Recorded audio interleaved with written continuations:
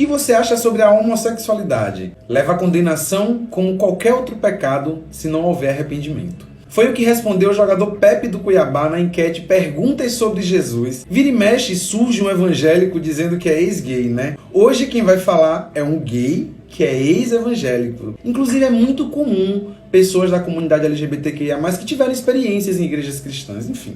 Em seguida, uma pessoa cristã fala: sou cristão, mas acho injusto condenar os homossexuais. Deus ama todo mundo.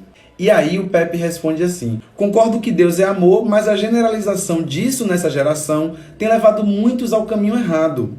Aí ele faz uma citação bíblica, né? E aí ele conclui dizendo que amar é falar a verdade, que ele não julgou, que ele não condenou, que ele apenas expôs o conhecimento que o Senhor deu a ele pela sua palavra, que é a Bíblia, que é o manual de fé. Presta atenção agora nisso, que é muito importante.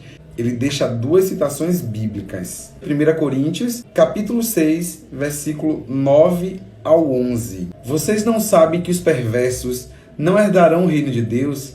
Nem se deixem enganar, nem imorais, nem idólatras, nem adúlteros, nem homossexuais, passivos ou ativos. A segunda citação bíblica que ele deixa é o livro de Levíticos, capítulo 18, versículo 22, que diz o seguinte: não te deitarás com varão como se mulher fosse.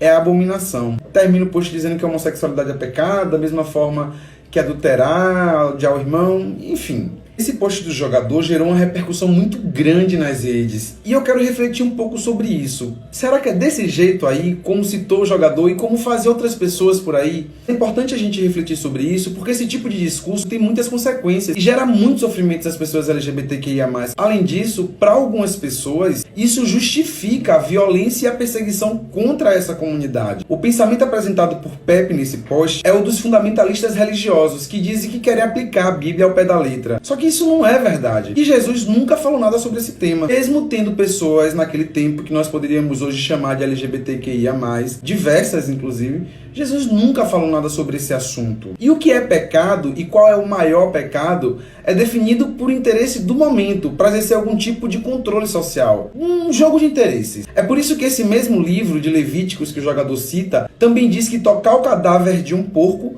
torna uma pessoa impura. Diz que comer mariscos é abominação, que mulher menstruada não deveria ter contato com ninguém, que não pode plantar vários tipos de sementes no mesmo campo, ou seja, não pode ter uma horta, nem usar roupas feitas de dois tipos diferentes de material, que não pode cortar o cabelo. Mas todos os cristãos fazem tudo isso. Ninguém está preocupado de ir para o inferno por causa disso. Outra questão, pelo próprio avanço civilizatório, algumas coisas passaram a ficar impraticáveis, ou algum cristão vai dizer que não pode se aproximar do altar de Deus se a pessoa tiver alguma deficiência, ou que pode ter escravos e escravas se for comprada de país vizinho, assim como também está lá em Levíticos. Mas a principal questão são as mudanças feitas nas interpretações e traduções da Bíblia, muitas de forma intencional, tirando o texto do contexto que ele foi escrito. É por isso que você encontra várias versões de textos, e eles parecem caminhar na mesma direção, mas podem dizer coisas diferentes. No original, essa citação de Levíticos está sendo direcionada à prática de idolatria, já que na época existiam muitos outros deuses, práticas sexuais estavam associadas ao culto a esses deuses. Não tem nada a ver com afetividade entre duas pessoas da mesma identidade de gênero,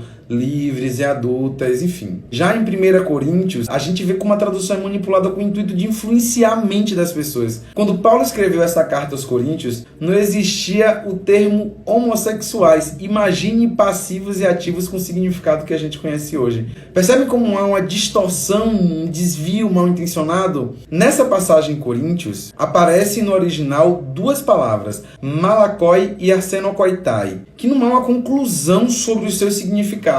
É por isso que em cada tradução, em dicionários diferentes, você vai encontrar significados diferentes. Malakoi aparece 4 vezes em todo o Novo Testamento. Nas outras 3 significa fino ou macio. Só nessa que atribuíram a homossexualidade. Arsenokoitai é ainda pior. A palavra aparece só 2 vezes e é um neologismo feito por Paulo, então fica mais difícil entender exatamente o que ele quis dizer no texto. Esse tema é bem complexo. Tem outras passagens na Bíblia que são associadas à comunidade LGBTQIA+, mas que na realidade estão dentro de outros contextos da época. Então eu indico esse estudo bem didático da Igreja da Comunidade Metropolitana do Rio de Janeiro. Muito bom. Esse posicionamento de Pepe